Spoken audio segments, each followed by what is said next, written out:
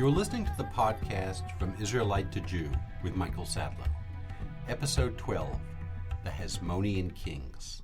At the end of the last episode, we left Judah Maccabee in 164 BCE in control of the rededicated temple in Jerusalem. Judah's remarkable and unexpected defeat of the Seleucid forces to this point began a new chapter of Jewish history. Judah and his descendants would rule for slightly more than a century over what today we call Israel and Palestine. This episode is devoted to this period of the Hasmonean Kings, the name given to Judah's family and their descendants.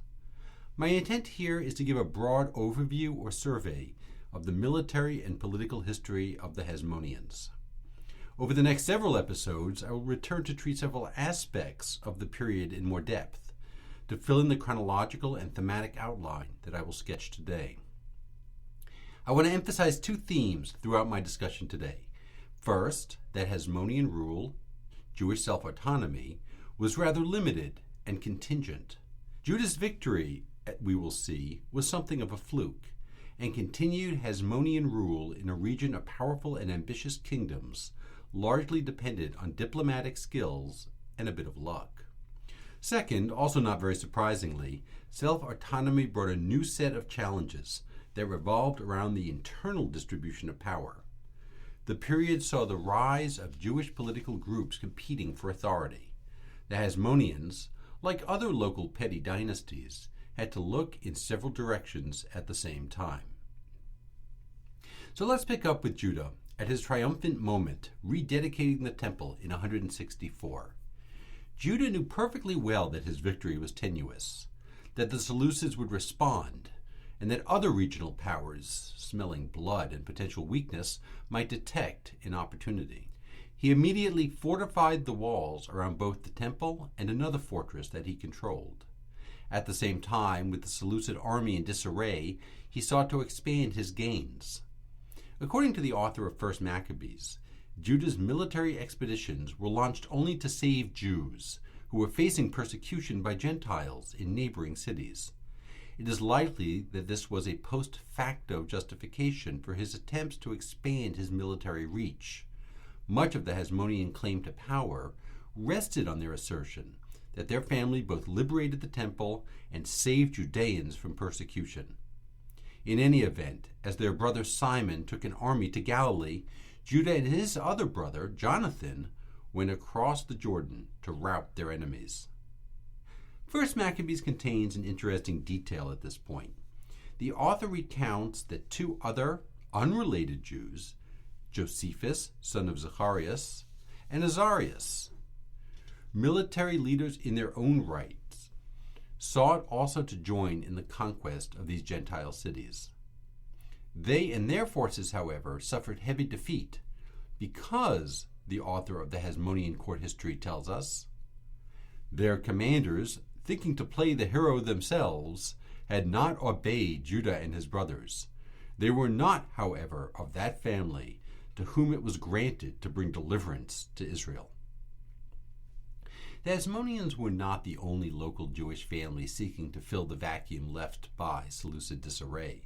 Even at this early stage of the revolt, the Maccabees faced local competition.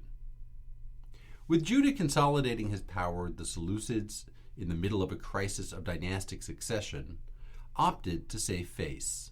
The new Seleucid king, Antiochus Eupator, the son of Antiochus IV Epiphanes, made de jure what had already been de facto.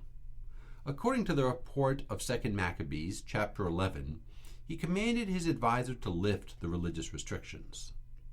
"It has been brought to our notice," he writes, "that the Jews are not prepared to accept our fathers' policy and adopt Greek ways.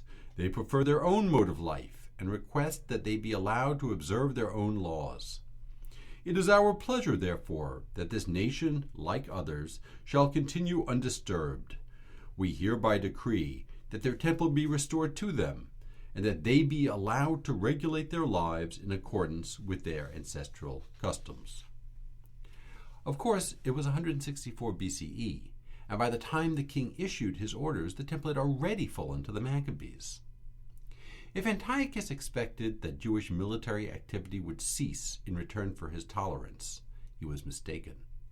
Judah continued to conquer the regions around Jerusalem. God, according to the author of 2 Maccabees, was on their side. For this author, divine favor rested not only on the family, as in 1 Maccabees, but also on the piety and devotion of the army. After one defeat, the Jewish troops discovered that one of their fallen brothers was hiding idolatrous articles under his tunic. This served as an occasion for Judah to remind the troops that they will only win with God's help. And then he sent money back to Jerusalem as a sin offering for the other innocent soldiers who had died in order to help them obtain resurrection. The theological logic of the passage is fuzzy, but it mirrors the emerging belief in a resurrection of the dead that we have already seen. Antiochus Eupator was none too happy with Judah's continuing military activities. Menelaus, who you might remember from the last episode, was one of the primary culprits leading to the initial revolt, now saw an opportunity to return to power. He joined the king's march on Judah, but he miscalculated. The king and his court finally tired of him, and the author of 2 Maccabees gleefully relates how they savagely executed him. Meanwhile, Judah engaged in a sneak attack on the much larger Seleucid force, raising tensions even further. Antiochus bogged down, and before he could make much progress, a usurper to his throne arose in Antioch.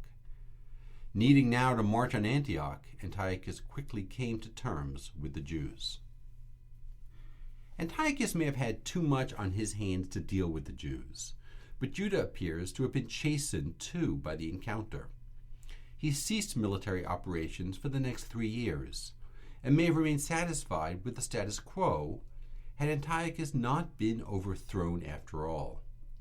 But Antiochus fell to Demetrius, and yet another of the deposed Jewish high priests, a man named Alcimus, convinced him to attack Judah. In one of the most peculiar episodes in the book, the Seleucid general Nicanor established a temporary truce with Judah and entered Jerusalem. We read, "He kept Judah close to himself at all times, for he had developed a real affection for him. He urged him to marry and to have children. So Judah married and settled down to the quiet life of an ordinary citizen."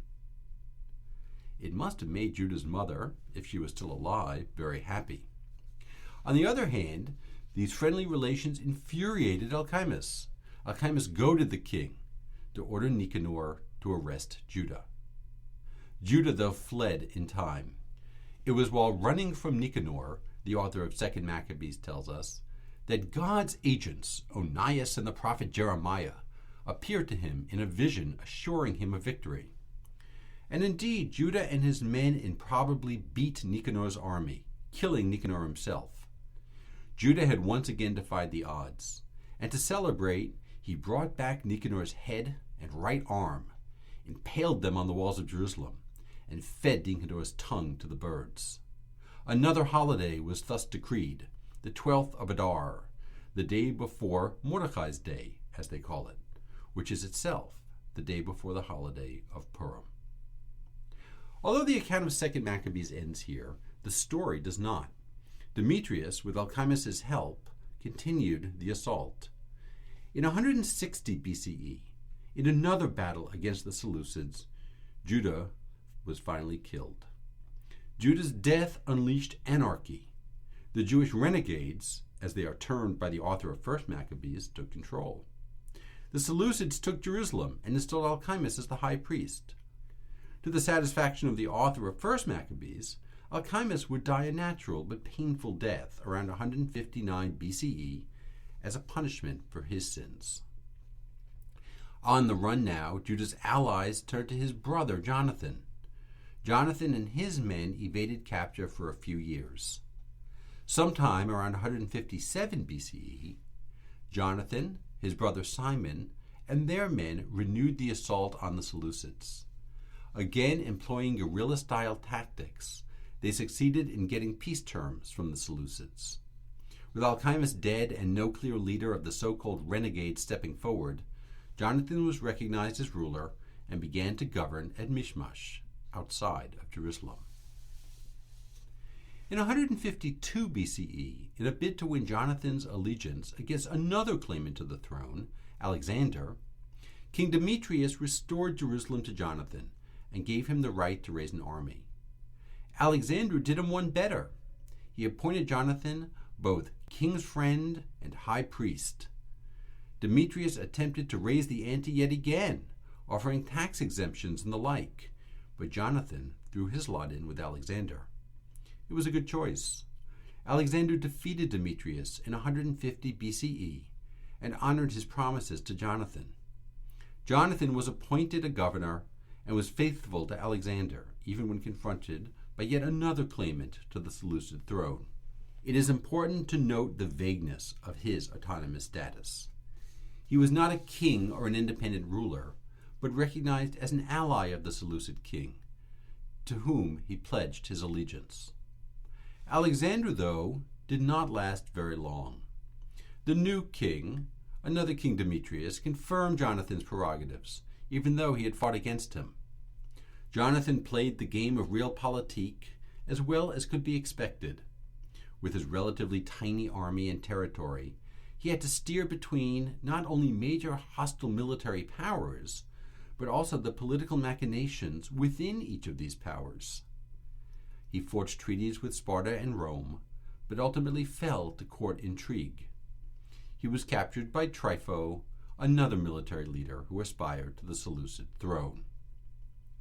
Jonathan's and Judah's brother Simon now took leadership of the army. Trypho, failing his attack on Simon, put Jonathan to death. Simon gave him, Jonathan, a fitting burial in the family tomb in Modi'in, constructing an impressive monument to honor his family. Archaeologists have not yet succeeded in locating this tomb. Simon, like his brother, was confirmed as high priest and friend of the king. The author of 1 Maccabees regards this as something of a watershed moment. In the year 170, that is, 142 BCE by our reckoning, Israel was released from the Gentile yoke. The people began to write on their contracts and agreements in the first year of Simon, the great high priest, general, and leader of the Jews. There is not a little irony in this line. The author here and throughout the rest of the book continues to use the Seleucid calendar, which is reckoned from the reign of the first Seleucus. In any case, Simon further expanded the borders of Judea through military conquest. Rome and Sparta renewed their treaties with him. His rule, according to the author of 1 Maccabees, almost seemed idyllic. Old men sat in the streets, talking together of their blessings, and the young men arrayed themselves in splendid military style. Peace was restored to the land, and throughout Israel there was great rejoicing. Everyone sat under his own vine and fig tree, and there was none to cause alarm. Those were days when no enemy was seen in the land, and every hostile king was crushed. Simon gave his protection to the poor among the people. He fulfilled the demands of the law and rid the country of renegades and evil men. He enhanced the splendor of the temple and furnished it with a wealth of sacred vessels. Simon's rule was confirmed by the people. In fact, in an unprecedented act, the people had a lengthy inscription made on bronze tablets, placed on a monument on Mount Zion, confirming Simon's rule. It was a unanimous decision of the people, the tablets conclude, that Simon should officiate in the ways laid down here. Simon accepted and consented to be high priest, general, and ethnarch of the Jews and the priests, and to be protector of them all. The tablets, too, have yet to be discovered by archaeologists. By 134 BCE, Simon was old and had begun to turn over his throne to his two oldest sons, Judah and John. It appears that not everyone agreed with the succession. Ptolemaeus, the son of Abubus, Simon's own son-in-law and commander of the plain of Jericho, tricked and murdered Simon and two of his sons, including Judah. His plot against John failed, though. John quickly took control of the army and had Ptolemaeus killed. The account of 1st Maccabees ends here, with a brief note that John's own accomplishments are recorded in the Annals. 1st Maccabees ends with the generational transition. The brothers Maccabee have now all died, having established a minor but relatively secure, semi-autonomous kingdom to pass to their descendants. Nevertheless, as the incident of Ptolemaeus intimates, the descendants of the Maccabees, the Hasmoneans, would continue to face the same kind of internal opposition that plagued the other royal courts. To continue the story of the Hasmoneans, we need to turn from 1st Maccabees to the later Jewish historian Josephus. I will devote a future episode entirely to Josephus, but for now it is worth noting that most scholars more or less think that Josephus's basic account of the Hasmonean kings is sound, biased to be sure, but accurate. John ruled from 135 to 104 BCE. The start of his reign was rocky. He fell out with the Seleucids over the cities that Simon had conquered. He negotiated a cash settlement, but the Seleucid king, now Antiochus VII, destroyed Jerusalem's walls. From that point on, though, the Seleucids were so preoccupied with their own internal struggles that they appear to have left Hyrcanus pretty much alone. Hyrcanus appears to have been confident enough to issue coinage, usually a royal prerogative. A large number of coins have been found that carry the name Yochanan, the high priest. The inscription, often in Paleo-Hebrew, is usually supplemented by the phrase Chever HaYehudim, or even Rosh Chever HaYehudim. If the Yochanan in these coins really is John Hyrcanus, but there is some scholarly debate on this matter, then he seems to share power with this Chever, probably a kind of council or senate, which at some point he also leads. More importantly, Hyrcanus initiated his own military expeditions. Although Josephus does not tell us why, they, like those of his father and uncles, have what we would call religious overtones. He went north, conquering Samaria. The highlight of this excursion was the destruction of the Samaritan temple at Gerizim, which was modeled on the Jerusalem temple and had been built in the time of Alexander the Great. Later in his rule, Hyrcanus would return to further his conquest of Samaria. Hyrcanus similarly struck at the religious identity of the next group that he conquered, the Idumeans. Idumea was south of Judea, in the area around modern-day Beersheba. According to Josephus, after subduing all the Idumeans, John permitted them to remain in their country so long as they had themselves circumcised and were willing to observe the laws of the Jews. And so, out of attachment to the land of their fathers, they submitted to circumcision and to making their manner of life conform in all other respects to that of the Jews. And from that time on, they have continued to be Jews. What was Hyrcanus up to with these actions? He may have intended to unite his increasingly diverse, multi-ethnic kingdom through adherence to the same God, even if it was not always voluntary. There is an eerie resemblance between this tactic and the way that the author of 1st Maccabees understood the actions of Antiochus IV Epiphanes, who sought to make a single nation out of his empire. At the same time, these acts would have helped to justify his military conquests as pleasing to the God of Israel, much as the Maccabees justified many of their own endeavors. We should not be entirely cynical. Hyrcanus might well have sincerely believed that this was what God wanted. The true significance of Hyrcanus' actions actually reaches well beyond the reign of Hyrcanus and even his descendants. This is the first real recorded case of conversion to Judaism. Remember that to be a Jew in this period generally meant to be part of a people or an ethnos. One could be born into an ethnos, or if you were a woman, you could marry a member of an ethnos and integrate into your husband's ethnic community. It was not, though, a voluntary religious identity. For a non-Jew to wake up one day in his own home and city among his own family and declare himself a Jew would be an incoherent act. It was as if I were to wake up tomorrow and declare that I was now going to be Italian American.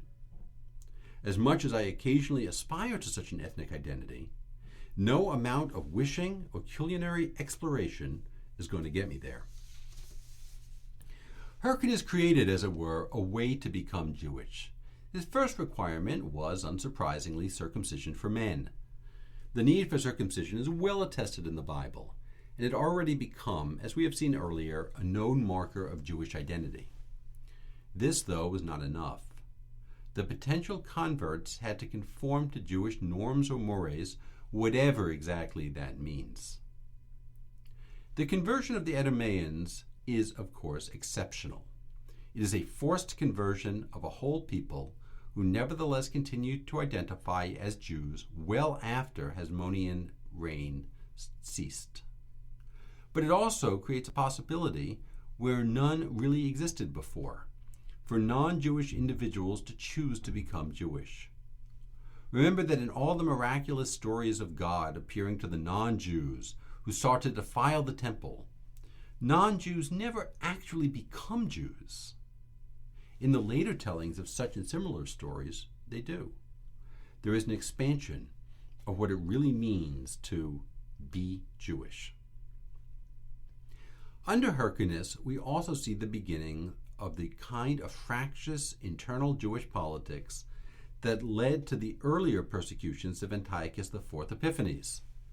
Hyrcanus found himself in the middle of a dispute between Pharisees and Sadducees, the first time that we encounter these Jewish groups.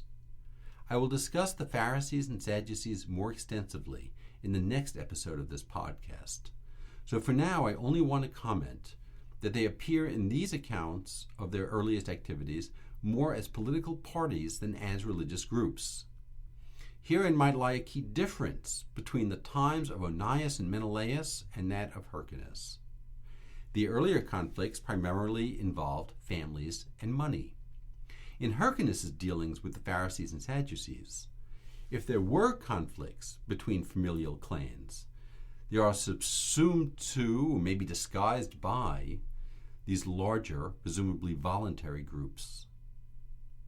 For the later historian Josephus, writing some 2 centuries later, John Hyrcanus represented the height of the Hasmonean rule. It was all pretty much downhill from there. Hyrcanus, Josephus tells us, was accounted by God worthy of 3 of the greatest privileges: the rule of the nation, the office of the high priest, and the gift of prophecy. For the deity was with him and enabled him to foresee and foretell the future, even that of the failure of his 2 sons. Despite Hyrcanus' wish that his rule fall to his wife, it was his son, Aristobulus, who seized control, in fact imprisoning his other brothers and his mother. He continued the conquests of his father, bringing the Etrurians under his control and having them circumcised. Unlike his predecessors, he took, we are told, the title king. With Aristobulus I begins the cycle of internal dynastic familial violence that would stay with the Hasmonean rulers until their end just a few decades later. Aristobulus killed both his mother and the brother who posed the most significant threat to him. Not that it was to much avail. He died of an illness a year later, having ruled only from 104 to 103 BCE. Upon Aristobulus' death, his remaining brothers were released from prison, and one, Yanai or Jannaeus, also called Alexander, was made king. Alexander Jannaeus reigned 27 years, from 103 to 76 BCE. He continued the military expansion of his brother and ancestors. By the time he died, Hasmonean rule extended north through the Galilee, west to coastal cities such as Caesarea, east into the Transjordan, and south into Idumea. As with Jonathan, he could conduct these campaigns only because the Seleucids were yet again engaged in a round of bloody battles for succession. Jannaeus seemed to have more problems at home than he did on his military excursions. Josephus reports a 6-year civil war for reasons that don't make a lot of sense. They, that is, those who were rebelling against him, accused him of being unfit for the high priesthood. This sounds more like a post facto justification than a real cause. In any event, Junius appears to have repressed the riots savagely. Junius appointed his wife, Alexandra Salome, to succeed him. Alexandra, beginning her rule in 76 BCE upon the natural death of her husband, did not continue the expansive military expeditions of her predecessors. Instead, she consolidated their gains, maintained a powerful army, and forged peaceful relations with her neighbors. According to Josephus, she handed over much of her power to the Pharisees, who ruled ruthlessly. They made one of her sons in particular, Aristobulus, not a little angry, and indeed one day when Alexandra Salome fell sick, her son Aristobulus struck, and with a large and growing army quickly subdued the strongholds outside of Jerusalem. Alexandra died very soon afterwards of her illness at the age of 73. She had ruled for 9 years, from 76 to 67 BCE. At the time of her death, Alexandra's other son, Hyrcanus II, as he is conventionally called, was in Jerusalem and was made the new king. Aristobulus II, his brother, quickly declared war on him, and when the dust settled, they agreed that Aristobulus II should be king. The agreement, though, didn't last for long.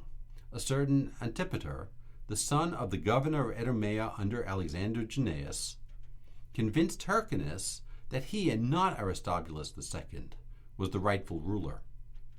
After 4 years, in 63 BCE, Hyrcanus attacked Aristobulus II and drove him into Jerusalem, where he besieged him. Aristobulus holed up with the priests in the temple as Hyrcanus pressed his siege. Aristobulus outsmarted him, though, gaining through expensive gifts the favor of the Romans, who were fast advancing in the area. The Romans ordered Hyrcanus to lift the siege, and he had little choice but to comply. The disputants were now to appear before Pompey.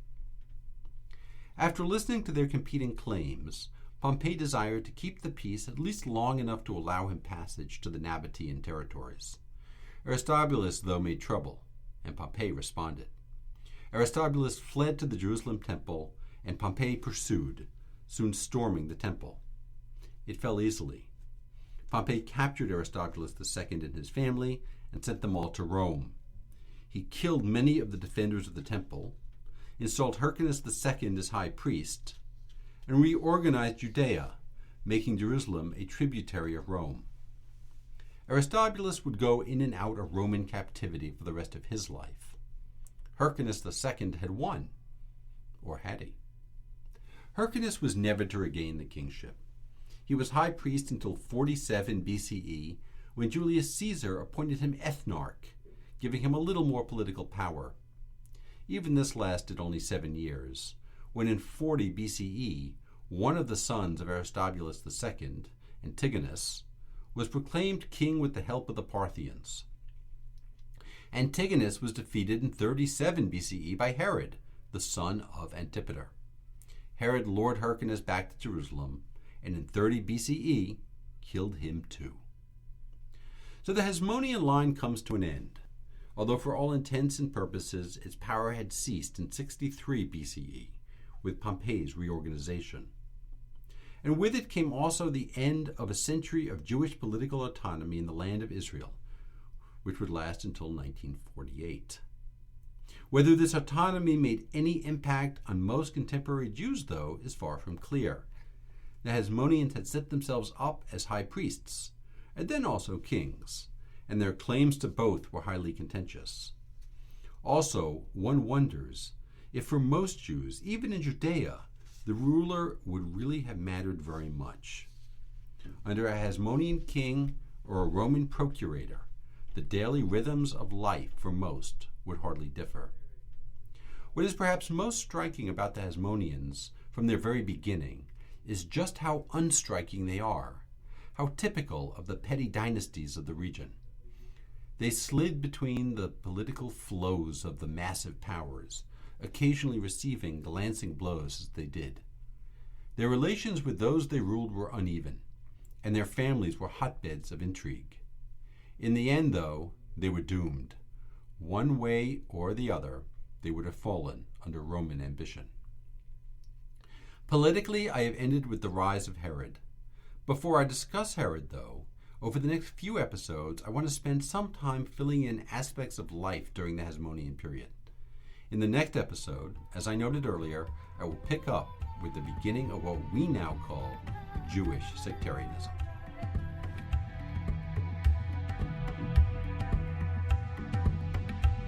You have been listening to the podcast From Israelite to Jew with Michael Sadlow. The original score is by Neil Ginsberg, with vocals by Michelle Tattenbaum. Technical assistance was provided by the Language Resource Center and the Instructional Technology Group, both at Brown University. More information can be found at msatlow.blogspot.com or at mlsatlow.com on the public education page. I welcome your comments. Thank you for listening.